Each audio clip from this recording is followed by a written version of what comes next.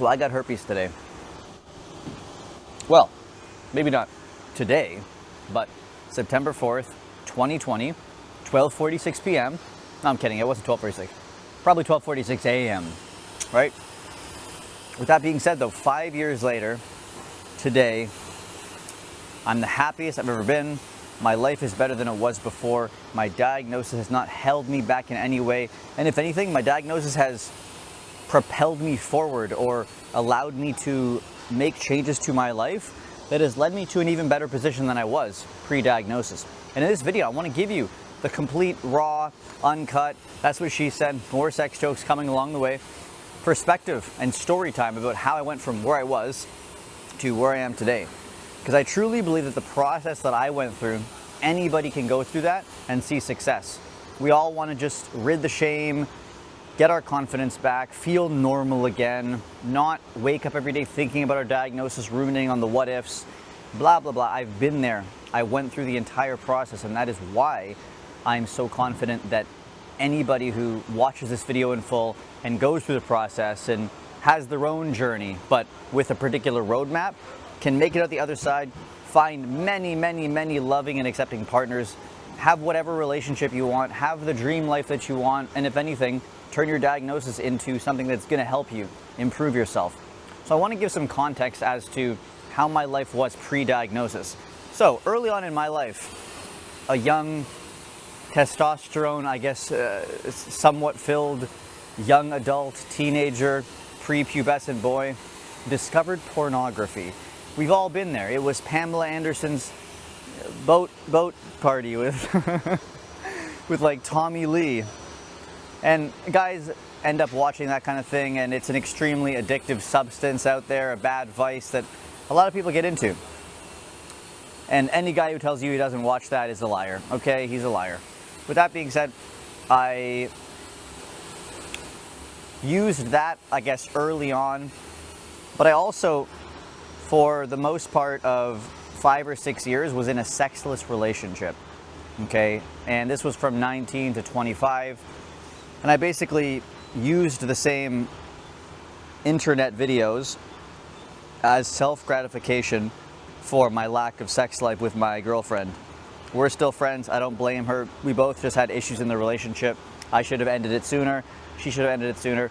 But the point of this is to say that my early sexual experiences were non-existent, and they were from internet pornography and masturbation, which led to a lot of desensitization up here and down there. I made the erectile dysfunction video literally in this chair. If you want to go back and watch that one, here's the card right here. But essentially, my sex life was non-existent. I had erectile dysfunction for most of my adult life.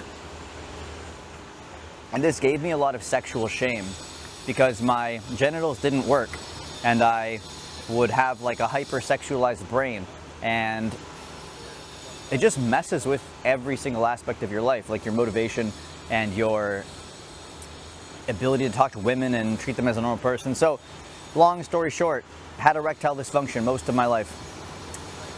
2019, met a girl, had to like disclose that I had ED to her, which was like an awkward thing even before having herpes. It's like I have to tell a girl about a possible sexual issue before I even get herpes.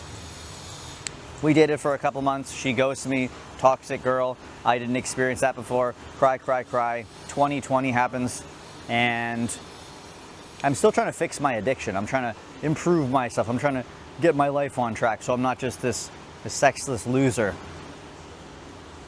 2020, March, COVID, all that stuff. I was dabbling in the past with something called NoFap. NoFap is like not masturbating and not watching porn to basically fix your life or see benefits. And I said, okay, COVID is the perfect time, lockdown's the perfect time, let me like cut out all of these things, see if I can fully fix myself for the long run. This is even long before I got herpes. Think about this. This story is, we haven't got herpes yet. March 31st, 2020, stopped doing anything. Spent the next 157 days with no gratification, no pornography. Late August 2020, I relapse. And the funny thing too is, like, in June 2020, I met someone who was intimate with them. And I didn't even have like a fully functioning sex drive then. So even in the process of trying to fix myself, I didn't have much success. But let's fast forward just after August 2020, which leads us to September 4th, 2020. Now you're probably asking, how did you have sex if you had erectile dysfunction? It wasn't fully broken completely, but I just would have a hard time finishing. I would have a hard time maintaining an erection with a condom on. Now, through this process of my sex life or whatever, I was always seeking out people to see if I could have a functional sex life. So I was never falling in love. I was never too particular. I was just kind of like trying to be selfishly getting my sexual health back on track. And I met this girl, the girl that gave me herpes. She was a lovely girl. She was from Cambodia. She lived in Canada. And I believe that they had no sex ed there, no proper education about herpes. And I think she got it from her ex-husband who cheated on her. And I went over and I should have used a condom, probably. However, I probably still would have gotten herpes, no excuse. But I believe that she had symptoms at the time that I contracted the virus from her.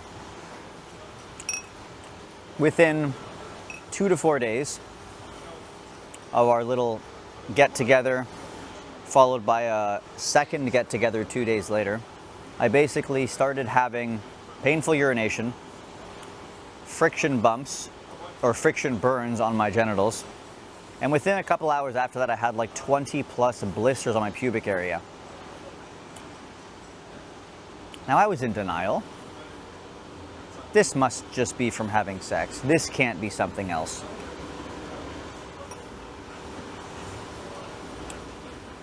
Prior to this, I probably had sex 13 times in my life. Not 13 partners, 13 individual sexual acts. A few times in the 6-year relationship, a couple times after, then I got herpes. This is my 5th partner, the one I got herpes from.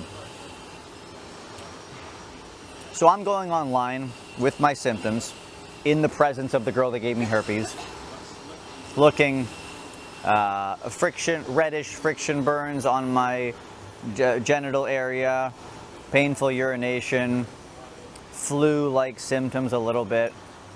And the internet, especially Reddit, which can be helpful but also completely detrimental, started saying, that sounds like the symptoms of herpes.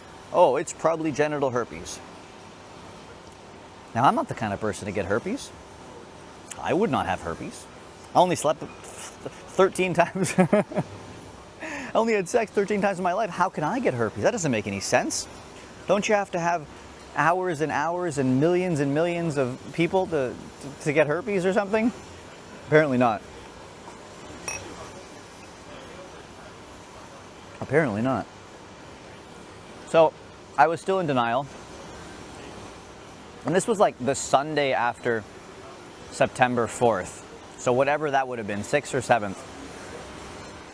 I take the Cambodian girl to like I think she's like learning Chinese or something.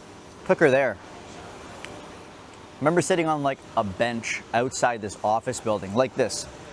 Basically having this like super intense burning pubic area pain. It wasn't like a fiery burn. It was like you scraped your arm falling off your motorbike in Bali and like the fresh inflammation. That's what it felt like on my pubic area, where I had a bunch of like blisters essentially. And I guess I slowly accepted that it could be herpes. And I look back and I wasn't shocked. I wasn't like panicking or freaking. Maybe it was the shock that kept me from panicking. But I was kind of just thinking like, well, shit. And nowadays I like get a paper cut and I'm freaking out going to the doctor being like, I'm gonna die. But I look back then and I wasn't in like hysteria. I think it didn't set in yet. But that's okay. So I end up, I think, like going out to the CN Tower and looking at some tourist stuff with her and taking her downtown and like actually having a nice day, despite the fact that I'm having my first herpes outbreak. How long is this video gonna be? We're only at this point now. It's gonna be like an hour-long video. Oh well, it is what it is. I'm not even gonna edit it because I don't want to edit it. I'm just gonna upload it. Sunday. I go home Monday. Tuesday, I wake up in the morning and I say, okay, I need to go to the doctor because I have to actually get properly diagnosed here. Now, mind you, this was the middle of COVID, so there absolutely was no doctor's offices open. There was like appointment-only stuff for your doctor, like emergency, call on the phone if it's COVID. Sexual health clinics were completely closed because of COVID. The only option I really had was like wandering around my area of Toronto, finding a walk-in clinic that just took walk-ins. So I went there, and basically throughout the last like 48 hours, I accepted the fact that I have genital herpes, probably type 2, so that when I went to the doctor, I walked up and just told them like I just said I want to get checked for STIs, the lady. Went into the doctor's office, and then I told the doctor, I think I have herpes, can we check? And she like looks at everything and she's like, oh, looks like herpes. Now in my head, I'm thinking like, great, fantastic. Just what I thought, just what the internet thought.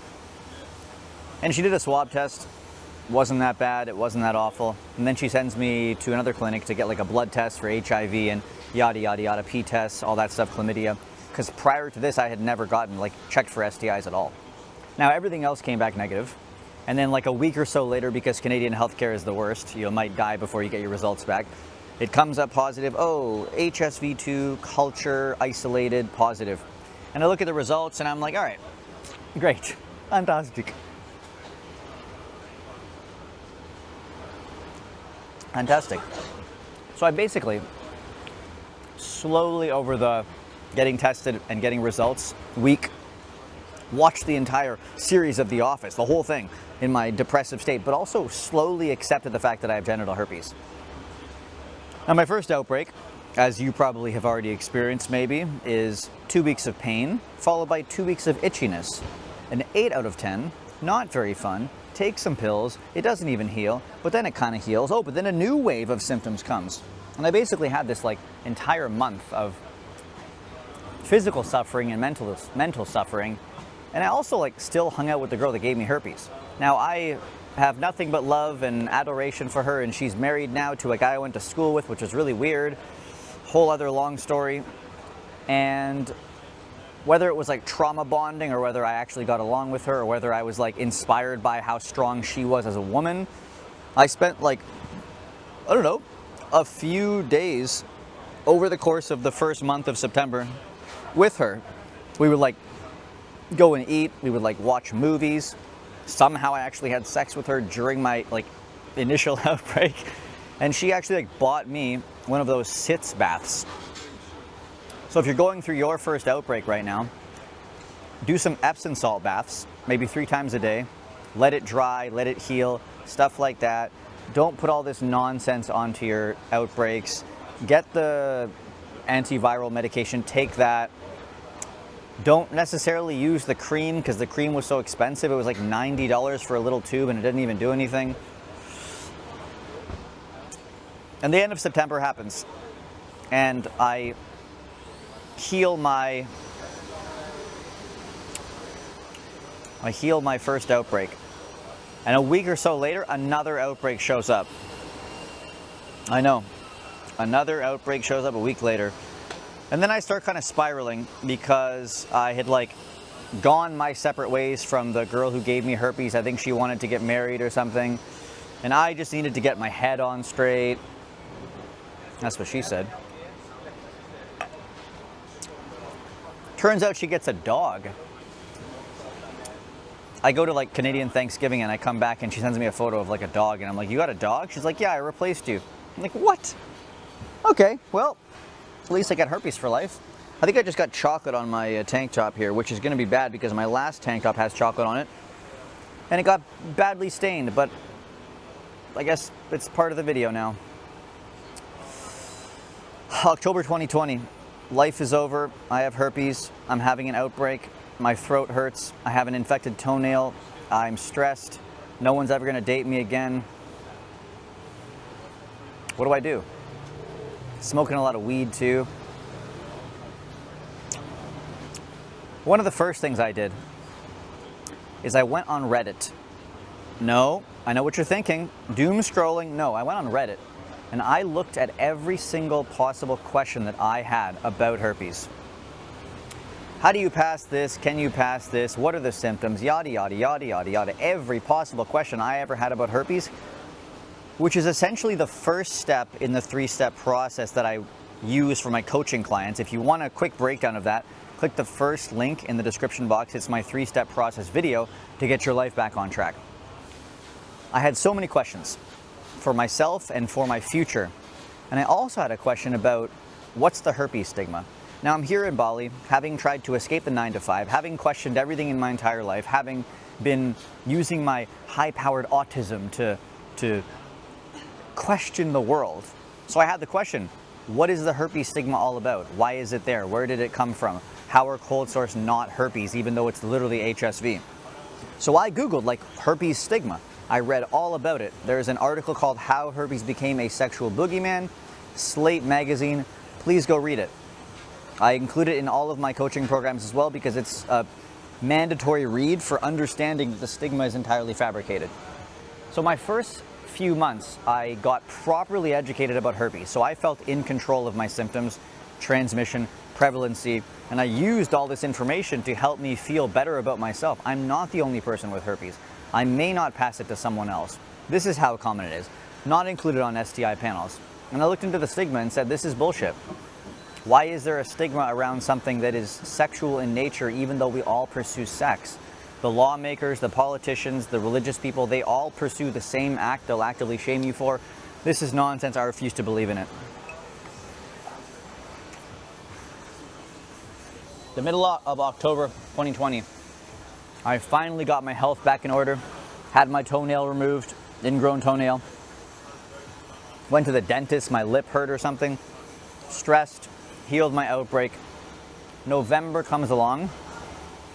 Now I was going to the gym in September 2020, but I kind of took October off because I was feeling ill. And I knew deep down that in order for me to get my life back on track and remind myself that I'm still the same person with herpes, I have to do the same habits. Now, this whole story time video will include my advice for getting your life back on track. So the first thing you got to do is get educated. Find the root of the stigma and why it exists and why it's bullshit. Then go and do all the same things you used to do. So for me, in November 2020, it was like I have to go back to the gym. I have to go back and post my fitness content. I have to be the same person through my habits and actions and thoughts as I was before, because if I kill my old self that was better and assume this identity of the person with herpes who can't go to the gym and who has an itchy nose and feels like a different person, that's only gonna make it harder to actually get back to the person you were before, which you still are, or this new and improved version of yourself where you don't let yourself go. You use it as a catalyst for growth. Went back to the gym. Slowly gives my confidence better, mental health and stress and physical health and stuff. And I wish I had more content from back then. I maybe have a couple photos I'll put here of me being sad. Oh, I have to edit this in now. But I started having the thought too of, all right, when it comes to dating, I still have erectile dysfunction, but I also don't know how people are going to react. Now, this was a very important mindset shift, or I guess mindset. My nose is so itchy today. All right. Shouldn't be snorting valacyclovir like I was doing last night. That's besides the point. Okay, a little bit of more of an itch. What are we talking about?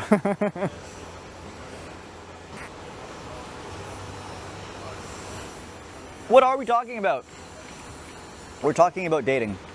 We're talking about how I never knew how people would react, and the mindset shift was thinking that you don't actually know if dating is harder. A lot of us get herpes and say, well, our dating life is over. It's going to be so much harder now. And you don't know that. What if your first disclosure is a success? Because mine, coming up in the future of this story, will be my first successful disclosure. But I thought, let's go on dating apps. Let's meet some women. Let's talk to them. Let's see if they want to meet, which they usually don't. It's a numbers game. If they want to meet, if they like me, if we get to a point of sexual stuff, I'll do my best to disclose and see how they react. Now, mind you, going back to the gym, feel like my old self, super loud noise. I met 2 women, and I never even got to a point of disclosure with them because they went back with their ex or they didn't have a connection with me. And I started thinking, I can't even get to a point of disclosure. How am I gonna like date if I can't even disclose to women? How am I gonna find someone? So I just go back to my regular life, gymming and positive thinking and working through my emotions and detaching from the herpes stigma.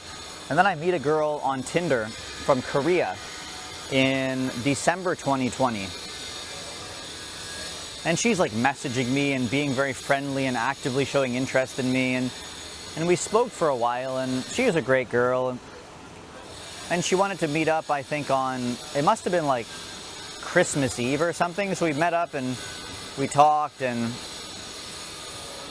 got to know each other a little bit. And I think that at the time it was like we both just were bored because of COVID lockdowns in Canada. But I wasn't very pushy because I didn't want to have to be the pushy guy, but then I have herpes. So we'd actually like hung out for 2 months. We never got intimate. We maybe a little bit of, you know, cute romantic stuff here and there. And then February 2021 comes along, about, I don't know, 5 or 6 months after getting diagnosed. Now, mind you, I'd already had like 4 outbreaks, or like 5 outbreaks. And I was taking daily antivirals while getting outbreaks. So this was like a pretty chaotic period of time too, because I didn't have the experience I have now. I was still getting, like I still had ED and multiple outbreaks and no job. And I was trying to post fitness content online and make a career out of this. And basically life was crazy before. How long is this video so far? It doesn't matter. She invites me over one night, February 2021. She's like, hey, do you want to come over? I'm thinking like, wait, what? Women want me to come over to their house and do what? Play cards? Play cards?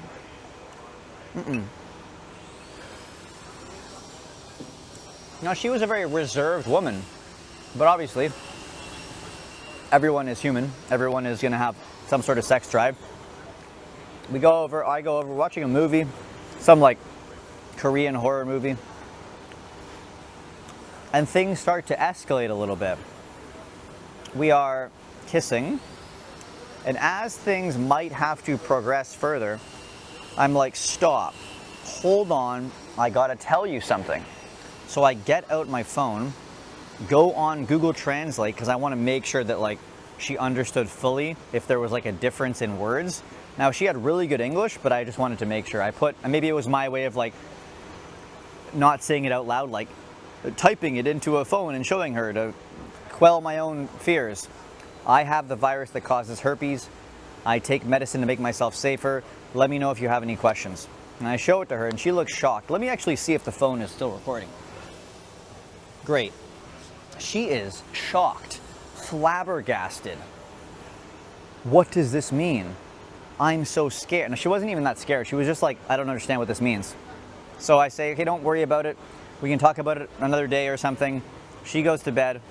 And if you've seen before in my disclosure video, I'm just basically like lying on the bed next to her, looking up at the ceiling, thinking like, does she hate me?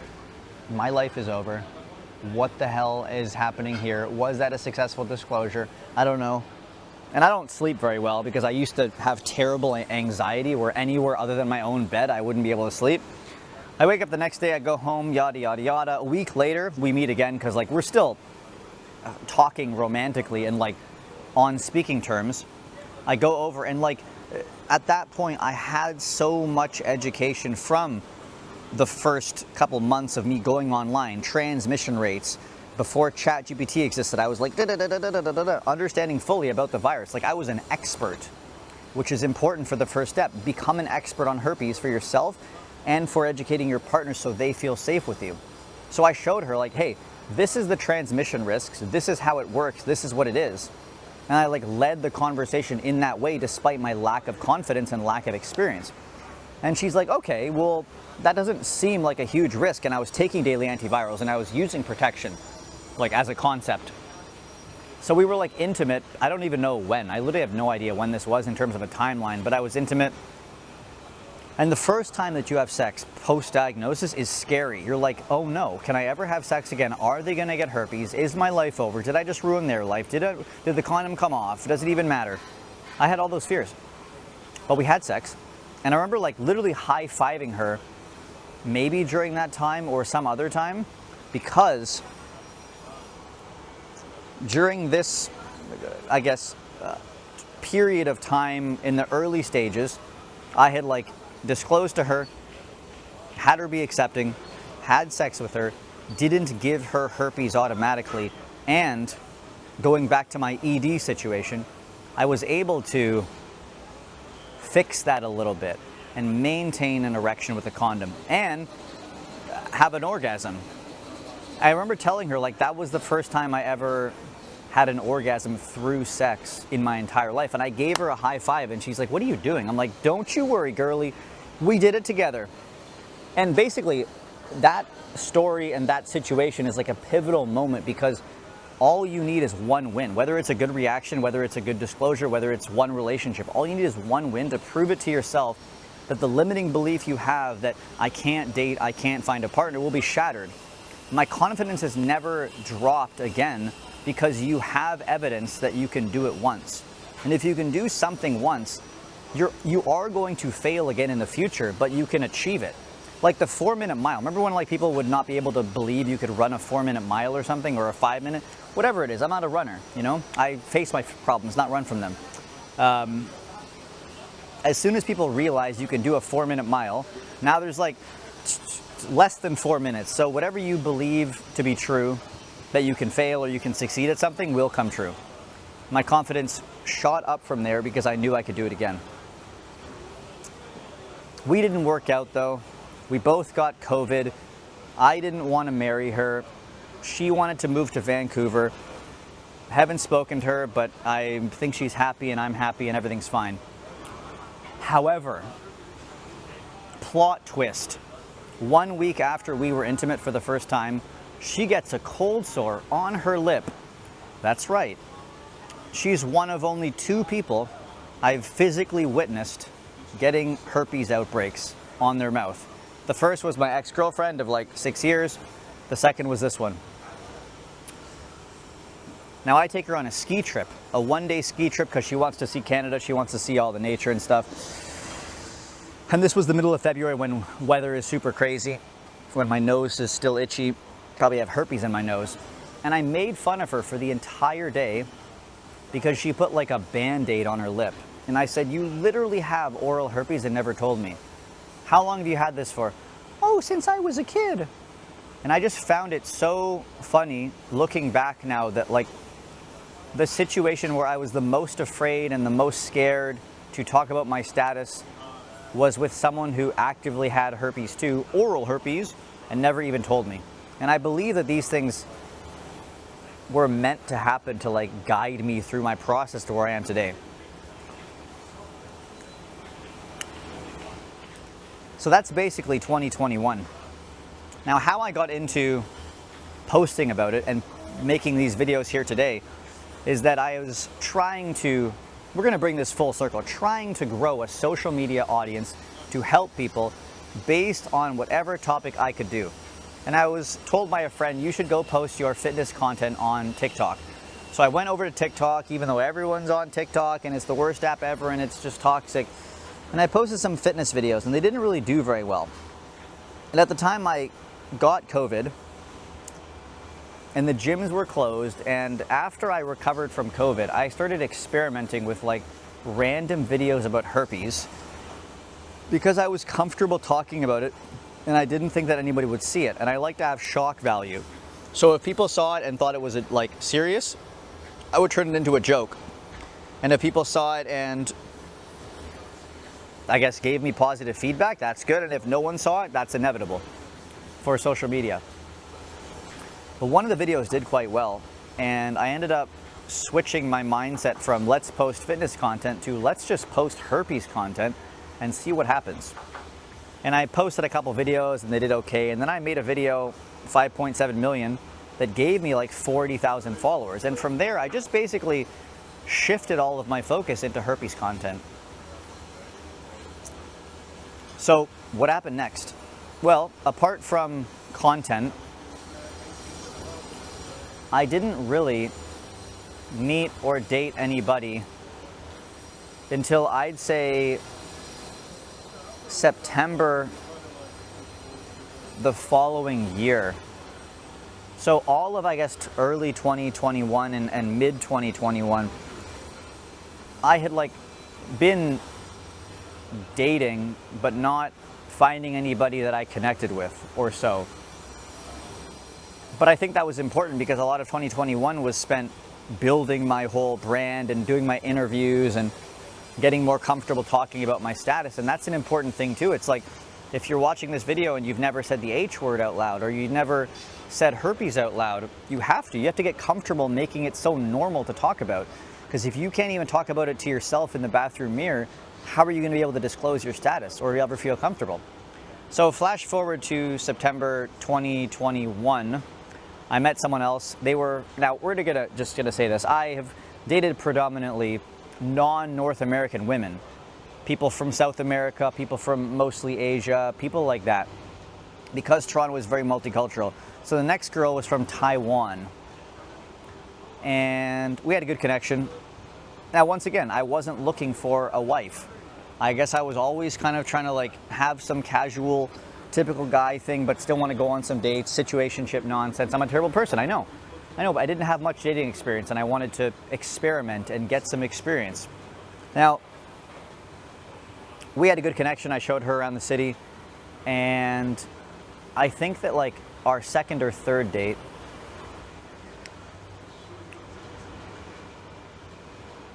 like things were gonna progress at some point. And I think that she was talking about TikTok one time, and I kind of brought up, oh, like I talk about a particular topic on TikTok, because she wanted to see my TikTok. We were talking about it. And I basically just like explained to her what herpes was, which is what I've also found is my itchy nose again. What I found is like a lot of people who are from different parts of the world who aren't like westernized do not have an irrational fear of herpes. They just don't know much about it, despite maybe experiencing it or encountering it. And you don't actually have to convince them that you're not a dirty, disgusting slut. You calmly and informatively tell them about herpes, and maybe they already know what it is or they understand it. Versus if you're dating someone from the West, or you like are trying to explain to Kyle from the hardware store that you don't have like genital sores and cancer and the worst thing ever and you're gonna die. Like if you have to basically erase someone's stigma unless you meet someone who has no idea what it is, and then it's just like, okay, so let's start from a baseline of this is what it is. So I told her, and she was like understanding and understood the risk was small and we were intimate, and she didn't get herpes. And my sex life, like sex experience, was also improving too. I was able to, I guess, resensitize to real life. And yeah, the same thing happened with her. Like we just went our separate ways, and now she has a baby and she's married. Like all these girls meet their dream guys after me. So ladies, hit me up if you want to get married after you meet me. And I think that leads us into like 2022. Did mushrooms for the first time. Wait. Yes, wait. Wait. Wait, I don't even know. Oh no. No, that was 2021 that I did mushrooms. It doesn't matter. That's a whole other video. If you want to see that video, put it in the comments below. I'll make a video about my experience and how looking into the ban on certain drugs shifted my perspective on the herpes stigma and made it all bullshit for me. That doesn't matter. 2022 comes along and I'm doing more casual dating.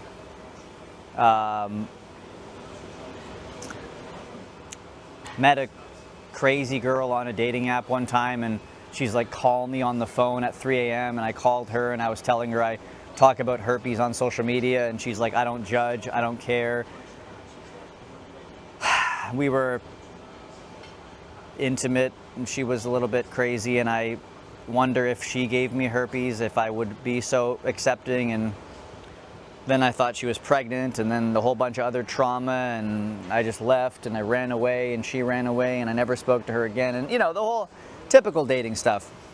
But the point I want to make here is that I never let the fear of rejection hold me back from trying to date, which is important because the only limitations that are brought upon by herpes are the ones you place on yourself. So what if your first disclosure is successful? Because my first disclosure was successful. And the only thing that's going to hold you back is yourself and your fears and your beliefs and your, I guess, projections of someone's reaction onto you. And then I get into a relationship a couple months later with a beautiful young lady. We're not speaking anymore, but if she's watching this video, I wish her nothing but the best. We had a 2-year relationship, and we lived together. It was great. It helped me learn more about relationships and navigate a relationship with herpes, so having symptoms and being careful together. And she ended up like getting genital type 1 prior to meeting me, which was a whole other story. Maybe we bonded over that, but she was still at risk with me, and maybe she understood it. But like, none of this would have happened if I closed myself off. And I think that being okay with people knowing your status is the key. So when it comes to dating, when it comes to disclosure, basically it's like a numbers game, and if enough people know that you have herpes, you'll find a partner. But the problem is that we have like a sample size of 2 or 3 people we're talking to. We meet one of them, and then we have to end up disclosing, and it's this like high pressure environment where you have this only one option and all your eggs are in this basket, and if they reject you or they don't care or they run away, like it just hits you harder than if you have like 17 possible disclosures coming up and you have a bit of a connection with all of them, and you're not all your eggs in one basket. Because then if 5 of them are totally down and 3 of them are disgusted and the rest are running away or want to learn more, it's like you have more options, more opportunities. However, in this relationship, I was trying to make money online. I was trying to live my life. I was trying to go travel, have freedom over my life and existence. So I sabotaged relationships because of that, not because of herpes. Nothing really to do with herpes ever. You know, you overcome your diagnosis and you deal with all these other life issues like lifestyle and what you actually want and your purpose and blah, blah, blah. And you think that all your dating troubles go away when you are confident with herpes. But no, just opens the next door to all these issues. So we broke up in 2024. I was still doing herpes coaching. If you want some help with your diagnosis, I'll leave a link in the description box to book a call with me. We'll talk more. 2024 comes along, and back in Canada, came back from Asia, trying to build my business, trying to get back on track, trying to figure all my stuff out so I can be sustainable. And then I just spent some time in Canada in 2024, was in a, I guess, relationship or situationship with someone else that happened to have herpes too. And even with that, you might meet someone that also has herpes and things don't work out.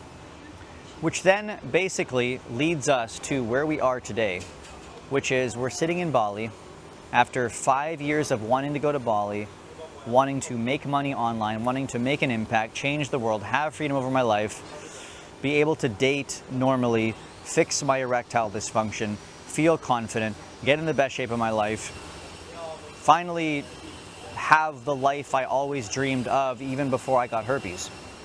And I was going to share all about what you shouldn't do. So I'll throw in some what you shouldn't do right now, which is withdraw from friends, doom scroll Reddit, feed yourself negative information, visualize the worst case scenarios in dating and disclosure, fear people finding out about your status, let yourself go, surround yourself with toxic people, keep your diagnosis a secret, choose not to date, and do that for years. And I think for me, like, the process really was just getting educated about herpes, doing the same things I always did,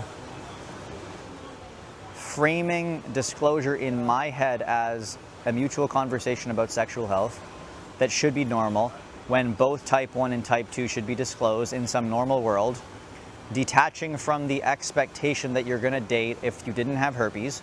So every single outcome, detach from it. If they date you, it's okay. If they don't date you, that's okay too. You're not heartbroken. You cannot feed yourself judgment or shame, because then when it's reinforced, you'll believe it. You cannot be judged or shamed for something you don't actively believe yourself. So if you can make it so that your diagnosis means nothing to you, then nobody can use it against you. So if you simply just have a virus that was passed to you sexually or non-sexually, and it doesn't mean you're dirty or disgusting or you slept around, then no one can shame you for it. Now, we're here in Bali, and I want to give you a perspective on dating. After dating predominantly non-Westerners, usually from parts of Asia, here's what I can tell you are the fundamentals of dating with herpes. I've been here for 4 months. I'd say I'm an average guy. I've had probably like 500 matches across the dating apps, 500 conversations that either ended with hi or ended with meeting up in person. Maybe 20% of people I spoke to I ever made plans to meet up with. Maybe 15 to 18% of them I met up with. A handful of them I was intimate with. And it really comes down to the fact that dating is a numbers game, especially as a guy. You have to talk to a lot of people. They have to find out about your status for a disclosure to happen, instead of just telling one person. And you may encounter people out there who either know what herpes is, they're not afraid of it, they have it themselves, they want to learn more, they like you for you, or they're going to totally block you and ghost you. And you aren't missing out on people who block you and ghost you or don't want to learn more. And I want you to know that there's a guarantee for you to find people out there who like you for you and want to date you. You have to put yourself out there, whether it's 1 time, whether it's 2 times, whether it's 100 times. Because I would compare dating in North America and Canada, like, it was difficult. And environmentally, wherever you date is going to impact your diagnosis. Because you might go somewhere else, whether you're a guy or a girl, and you date and you're like, wait, it's not even that hard. But you are literally the same person. So like, an example for me is I'm the same person here or in a different part of the world, and my dating experience changes drastically because of that variable. So long story short, because I got herpes, I fixed my erectile dysfunction by cutting out porn, cutting out masturbation, resensitizing. This was a huge thing that plagued me before I got herpes. I built a business around helping people overcome their diagnosis and find love again that is now doing better than my fitness content ever was as a result of me getting herpes. If you don't want to be a coaching client, I'm going to keep making free content to help you as well. So my diagnosis was able to change, I guess, millions of lives, probably at this point, for the better. It's given me more purpose. I used to be very anxious and depressed. What am I doing with my life? There's no purpose. Why are we here? Blah, blah, blah. It's all meaningless. And then I realized I just wanted to like have freedom, live my life the way I want to each day, fix my problems, get in the best shape of my life, help others do the same, drag people out of the pity party box, off of the toxic Reddit doom scrolling, and just like live life on this floating rock at a short amount of time we have here.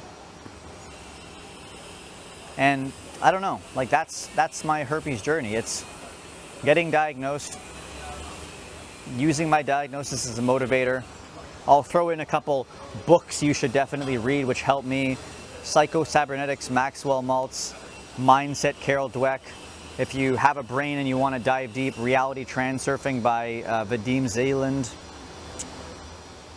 What else is good? I don't know. The Obstacle is the Way by Ryan Holiday. Atomic Habits, just for changing your identity. Basically, read all those books, apply a bunch of self-improvement principles, go back to the gym, start changing your mindset so your thoughts and opinions are empowering you. Question all the things you believe, whether they're true or not. Ditch your toxic friends.